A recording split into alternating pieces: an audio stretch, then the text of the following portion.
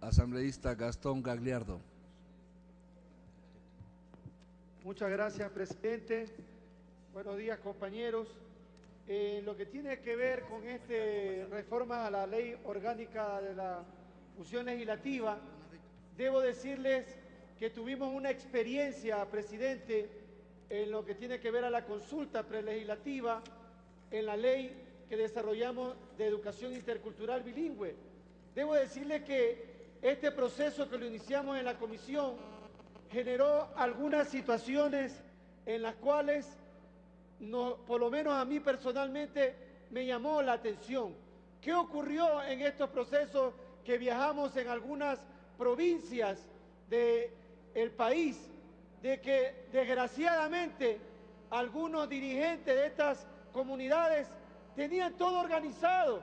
Uno iba a un lugar y presentaban un formato, uno viajaba a la otra provincia y presentaban la misma argumentación. Viajábamos a otra provincia y, oh sorpresa, estaban los mismos dirigentes y planteaban las mismas cosas. Solo para hacerles un recuerdo, ellos pedían, por ejemplo, que querían un ministerio intercultural paralelo al de educación. Ellos pedían autonomía administrativa financiera, lo cual no era posible. Ellos querían que tenían que nombrar exclusivamente a las personas que iban a dirigir los organismos que tienen que ver con educación intercultural. Situaciones que se iban en contra de la Constitución y situaciones que en este caso no era el sentir de la mayoría de las personas que asistían a estos foros. Imagínense ustedes también, señor presidente, que cuando uno le preguntaba a las personas que iban a estos eventos, no sabían para qué iban, simplemente iban para hacer bulto, iban simplemente para decir que un dirigente iba con 300, 400 personas y a la hora de la hora prácticamente ni sabían por qué iban. Eran exclusivamente los dirigentes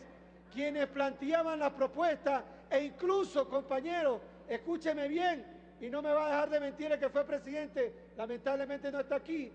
que hasta hubo intentos de que no abandonáramos las sesiones, sino firmábamos un acuerdo en el cual, si no respaldábamos tal o cual moción, no podíamos salir de esos lugares. Hasta fuimos objeto de chantaje y de presiones, compañeros asambleístas. Con esta experiencia que tuvimos, creo que es importante, en este caso, nosotros evitar que se den este tipo de circunstancias que no le hacen nada bien a lo que tiene que ver con la consulta prelegislativa, que, ojo, estoy de acuerdo que se debe realizar, es una norma constitucional, pero hay que seguir determinados pasos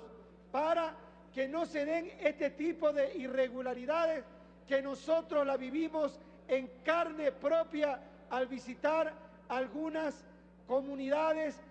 visitas en provincias de la Sierra y de la Amazonía. Por tal motivo, compañeros y señor presidente, propongo de que sugiero que en el artículo 60 se agregue un cuarto inciso en el cual la presidencia de la comisión especializada que tramite el proyecto de ley de esta consulta prelegislativa reciba el apoyo y colaboración del Consejo de Participación Ciudadana y Control Social, compañero Tallano, usted que es el ponente, toda vez que su participación constitucionalmente es pertinente, de acuerdo a los numerales 1 y 2 del artículo 208 de la Constitución, que asigna como uno de los deberes y atribuciones que este organismo, me refiero al Consejo, promueva la participación ciudadana y estimular procesos de deliberación pública y coadyuvar procesos de veedurías ciudadanas, todo lo cual se enmarca dentro de la consulta prelegislativa. Igualmente yo sugiero como observación que se debe transparentar a los integrantes de las comunidades, pueblos y nacionalidades y comunas, como yo concuerdo con el compañero, que participan en esta consulta, razón por la cual creo también, señor ponente, doctor Tallano, que creo que sería procedente que el Consejo Nacional Electoral, en coordinación con el Registro Civil, proporcione al presidente de la comisión los listados actualizados de quienes participarían y los que puedan ser convocados a la misma, mediante diversos mecanismos que se pueden organizar dentro de la comisión. Incluso lo que tiene que ver con la organización, se debe respetar lo que la comisión organice, no que nos vengan a imponer. Les digo que en esta consulta las comunidades nos querían imponer, cuando la comisión era la que tenía que debatir, abrir el foro y acoger las observaciones. Observo la necesidad incluso, ponente, la necesidad de una veeduría ciudadana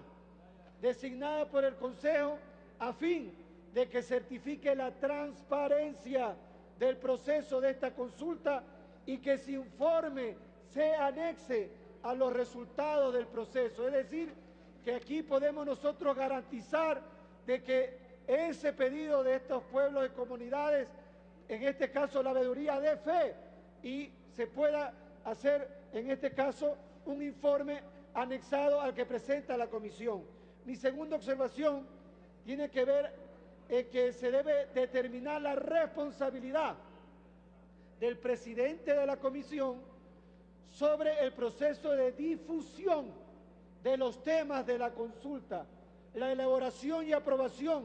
a lo interno de la comisión de un plan de trabajo con el respectivo cronograma de actividades y su implementación por lo menos en 60 días. 30 días es muy poco, señor ponente, creo que debe ser 60 días y que este podría ser prorrogado hasta 30 días más dependiendo de las circunstancias que así la consulta lo exigiera. Así corresponde a la participación de la veeduría ciudadana y también la asignación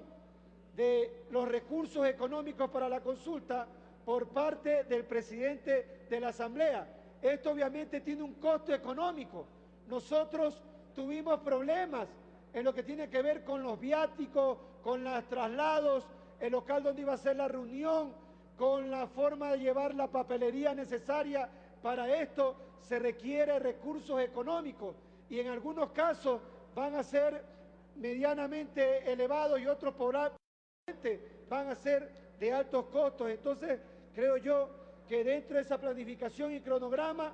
el presidente de la Asamblea Nacional deberá velar por la asignación de estos recursos económicos. La tercera observación,